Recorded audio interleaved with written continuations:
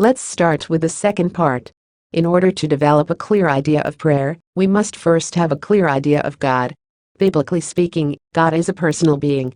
This is critical to prayer because it means that God is a person we can interact with, that He has a will, and that we are able to relate to Him on a meaningful level.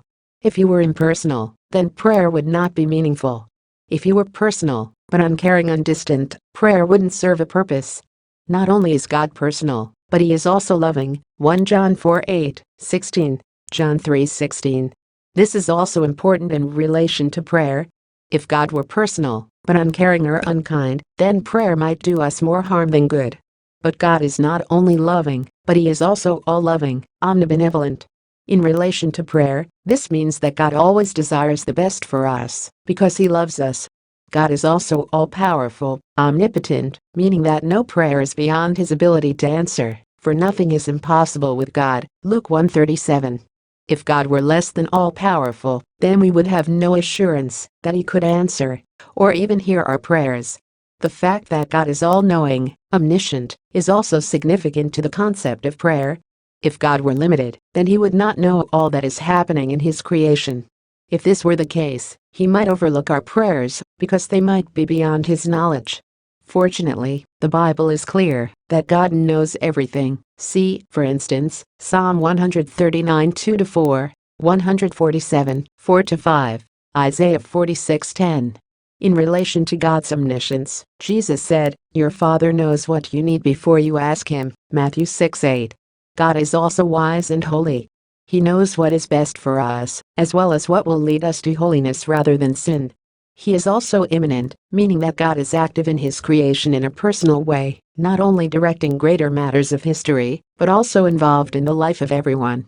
This means that no prayer is too great for Him, but also that no prayer is too small for Him. While we cannot explore all of God's attributes here, one final one to note, of utmost importance to prayer is God's sovereignty. God is supremely in charge of everything that happens in His universe. Nothing takes Him by surprise, and nothing happens in our lives without the knowledge of God, even though we may not always understand His actions. "For my thoughts are not your thoughts, neither are your ways my ways," declares the Lord. "As the heavens are higher than the earth, so are my ways higher than your ways, and my thoughts than your thoughts." Isaiah 55:8-9. In hearing and responding to our prayers, then, we are assured that God will do so on the basis of His many attributes. His personal nature, love, power, knowledge, wisdom, holiness, immanence and sovereignty all play a role in how we relate to God in prayer, and how He relates to us.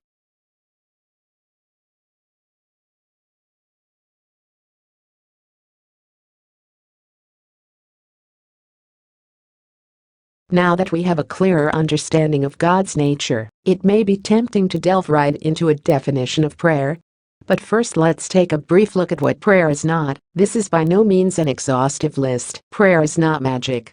We cannot summon God, as though He were a genie, waiting to grant our wishes without regard for our circumstances or the consequences.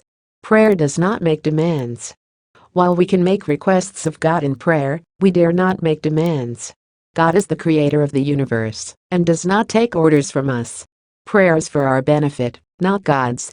We need a relationship with God, available to us through Jesus Christ, and engaged primarily through prayer, because we were made to function best when we are in a proper relationship with our Creator. Prayer is not a guarantee against suffering.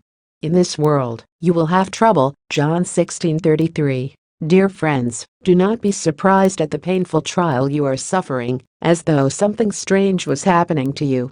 But rejoice that you participate in the sufferings of Christ, so that you may be overjoyed when His glory is revealed. 1 Peter 4:12-13. Prayer is not an opportunity for us to show off. And when you pray, do not be like the hypocrites, for they love to pray to stand in the synagogues, and on the street corners to be seen by men. Matthew 6:5.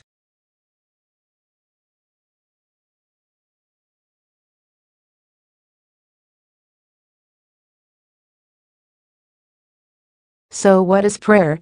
Prayer is a relationship wherein we humbly communicate, worship, and sincerely seek God's face, knowing that He hears us, loves us and will respond, though not always in a manner we may expect or desire. Prayer can encompass confession, praise, adoration, supplication, intercession and more. In addition, our attitude in prayer is important. We must not be haughty, but humble, Ephesians 4:2, James 4:10, 1 Peter 5:6, etc. Sin in this light, to pray continually, 1 Thessalonians 5:17, means, in one sense, that we must always strive to have a prayerful attitude. Our prayers must come often and regularly, not from legalistic duty, but from a humble heart, realizing our dependence on God in every aspect of our lives.